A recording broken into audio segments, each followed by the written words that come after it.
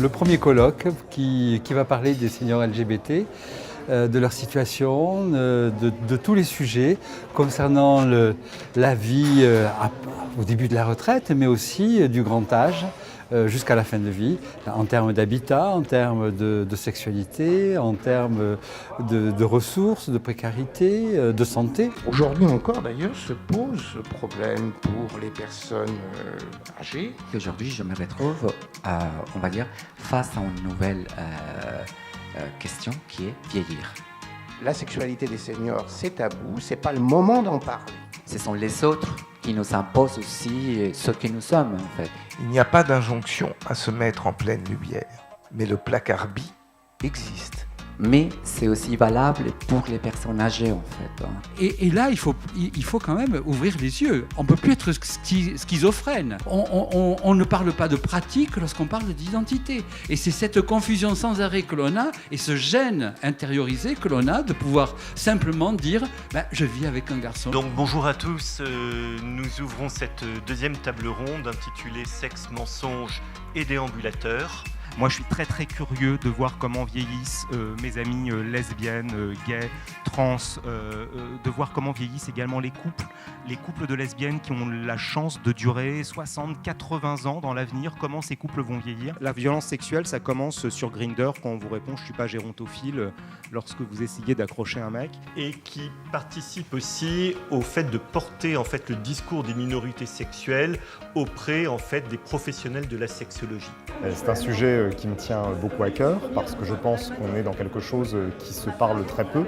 On parle beaucoup de sexualité dans notre société, mais on en parle parfois mal. Et même si la pornographie, même si la libération du discours entre amis ou même dans les médias, on n'utilise pas, me semble-t-il, toujours les bons mots et les bonnes notions pour parler de ces choses-là, et encore moins lorsqu'il s'agit des LGBT ou de ce qu'on peut appeler les minorités sexuelles.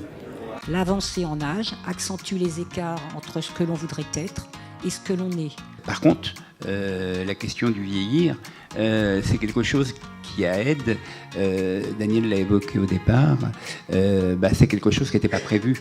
Avec une vision donc très progressiste et joyeuse un petit peu de ce que peut être la vieillesse. Je suis venue introduire ce colloque Vieillir sans tabou organisé par Grey Pride, et notamment pour venir exposer la stratégie de la ville de Paris en matière d'inclusion des seniors LGBT. Toutes les avancées sociales et sociétales ont eu lieu par le combat des minorités.